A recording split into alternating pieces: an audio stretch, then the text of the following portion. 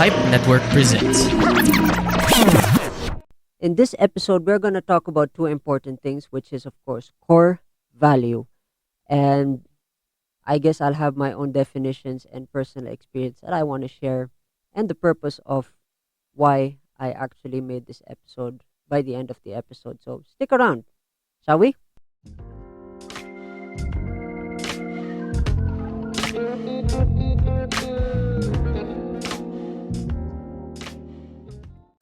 Hey folks, welcome back to the Rajiv Show. My name is Rajiv Doreswamy, and in this show, we talk about philosophy, motivation, and of course, journaling. I want to dig deep into motivation, and I want to talk about these two important things that everybody needs to have basically. And it's kind of a no brainer, but I just want to dig deep into this topic because it's an interesting, most crucial thing that's probably overlooked. And it is, of course, like I said in the intro, core values. But before we go to the topic, I want to remind you that if you're watching this on Spotify, hit that follow button. If you're watching this on YouTube, hit that subscribe button. If there's something that resonates with you, please leave it in the comment section below for others to be inspired. Of course, that's an Evan Carmichael line. But if there's something that really strikes you interested in this conversation, leave them in the thoughts in the comment section below, and let's have a discussion with that. And of course, I want to also let you know that if you want to stay in touch with me and want to stay updated on my new release, I have a newsletter. It's in the link, of course, description on YouTube and of course on Spotify. So now let's talk about core values. We cannot start a conversation without defining what the meaning of it is. And here, let me just pull up. I'll be posting the definitions here. Let's talk about the definitions of these two words. Let's talk about core first. Core, the definition of core is the part of something that is central to its existence or character. So it's very powerful, something central. Keep that in mind. And then, of course, let's talk about value. Value is a person's principle or standard of behavior, one's judgment of what is important in life. So something central and something important. So central, important, somewhat important, central. I'm sure. Let's dig deep into this definition. Having a core value in life is very much mandatory, I think, because everybody has a core value in life. The downside of not having a core value in life is it will lead you to a path which you yourself will regret on the day you die, which of course is kind of a no-brainer. That's why having a core value. And for the Christians, of course, the Christians, they have the core value of the Bible being the central part, which is of course respectable. And of course for the Hindus is the Bhagavad Gita, and then for the Muslims is of course the Quran, and all the other religions have their own central core. Even the atheists, I mean, look it up. It's really an interesting thing.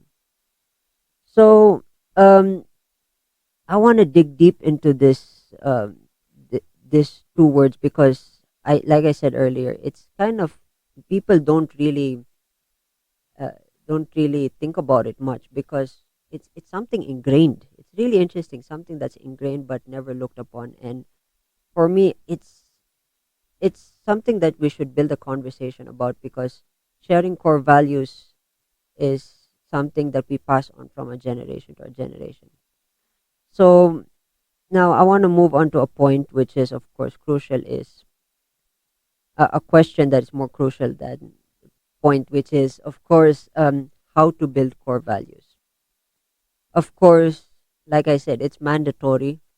It's kind of a no-brainer because core values are instilled from one generation to the other, and I do not know anyone in life who does not grow up with some kind of core value. Some may be more than the other, which is it's fine as long as you have a solid foundation. Because the way I see core value is, I see core value as a foundational part of where you're going to build your house, which is your life. And yeah, and that's saying that's how you build your core value in a nutshell. But if you want to learn how to grow your value, of course, that is where you become open to the world. Um, I'm sure everybody is aware that when we grow up from the age of 1 to 7, we pick up values from, of course, our household, families, and then as we grow into our high school and teenage and college years, our core value that we have in high school tend to fade away. And to some, yeah, that's kind of natural, but to others, it kind of feels like they are losing their piece of identity. So I want to move on to the next point here is how to protect your core value. It's really simple if you think about it. If in order for you to protect, of course, you need to be loyal to your core value. Having a core value is, in life is, like I said, it's a foundational stone that sets you apart. Having the ability to protect it is something that is more of an intrinsic struggle, because of course as you grow, it's like a level. You grow from one level to the other, and the thing is, each level, as you ascend to each level, the villain gets bigger and bigger. And if you think about it and often ponder upon why the villain is bigger and bigger, and you want to dig deep into that, that's because that is how um, that is how your core values are tested. So every level as you ascend, you have the ability to protect, defend, define, and of course be proud of that core value. That's automatic. But to some people, sometimes they tend to betray themselves faster than you can say 1, 2, 3. If you know someone, don't mention them in this. I don't want them to I don't want them to be gaslighted. But truth of the matter is that is kind of like an internal struggle, that is why it's important to have a core value. You need to, like I said, you need to be loyal to yourself, to the value of what you're saying, being able to stand up for what it is, and being who you are, being able to express yourself in that way, because your core value is the thing that brings authenticity. Because if you go to a room full of people showing how fake you are, people can automatically see through that, knowing that they know you. If they know you, of course, they know the difference between you and you. So, yeah, and understanding how to protect is more of figuring it out by yourself. There's no one solution to this equation, you know. Everyone's struggle is different. So everyone's way of protecting oneself is different, you know. Very powerful. So now I want to move on to, from protecting, of course, how to influence life with your core value. Goes back to what I said earlier. It's all about expressing yourself and defining and being true to the word that you say. And it's it's an interesting dynamic to think about. If you want to influence people, it's a core value over time grows with you. As you ascend to certain levels, of course, your core value kind of gets a level up as well. It's like an extra coin. If you guys play Mario, it's like that coin or what's the stuff that it collects. Yeah, Mario, the old 2D thing. It's kind of the thing that you collect over time and compound over time, and it's helpful. It's a helpful thing, and having that ability to express yourself and grow your core values, that is where you can you can help the next generation. That's how, in reality, that's how each generation is influenced by the influence of the previous generation, which is something we should be grateful of. It's a gift that keeps on giving, and it's a gift that people don't think much about until they go down deep into it and philosophize it.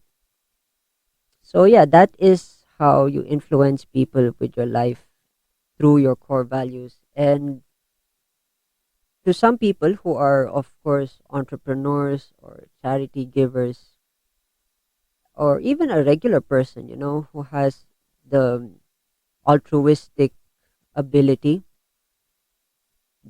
good core values are built upon those. And yeah, and it's like I said, it's a thing. It's a thing that grows over time, and the core values, because as you keep growing, you keep knowing what it is that you want to develop in life, with your direction, with your vision, and your core value. So my personal purpose of educating you about core value is because, personally, I've had a lot of times where I often struggle with my core value. And I want to dig deep into my side. This is kind of like a semi journaling thing that I want to write down here. Is that in the previous episode, I mentioned that I am a former Christian that switched into an agnostic. But here's the irony: my core value is a Christian core value, and it's one that's been said by Jesus. When I was young, there was this verse. I haven't read the Bible anymore, but there's this verse that everybody knows, is that when someone slaps you in the right cheek, you offer them your left. And that is that's been set in me for almost years and years, even when growing up in a rough upbringing where I had bullies taking care of taking not taking care um bullying me and devaluing me. Often this core value kept me straight. And of course, over time, I picked up a lot of other core values from external sources as well, which help build my core value. But the thing is, I have been loyal to that verse ever since. And I am proud of that verse because if not for that verse, if I were to think of the life that I would have led without having that one particular core value, I would have led a different life. And yeah, I would admit it to myself that I would have led a different life if I'd not, um, if I wasn't loyal to that core value. But that's my personal purpose for this episode, and I hope this episode inspired you to think about what your core value is, and uh, how many times have you evolved over the levels of hardships, and how you won those levels, and how you lost, and how did you come back. Leave them in the comment section below on YouTube.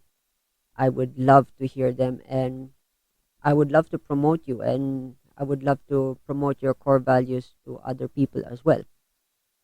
So with that in mind, I guess we conclude this episode with the thought of stay strong, and a question is, what is your core value? So with that in mind, cheers folks, and I will see you in the next episode. On the next episode of the Rajiv Show, I noticed that, yeah, the debates online have become too sensationalized, and yeah, integrity has changed. I do not know if it's a changing times, but I feel bad honestly for those that who debate on serious matters and who work hard to develop the world of the debating community.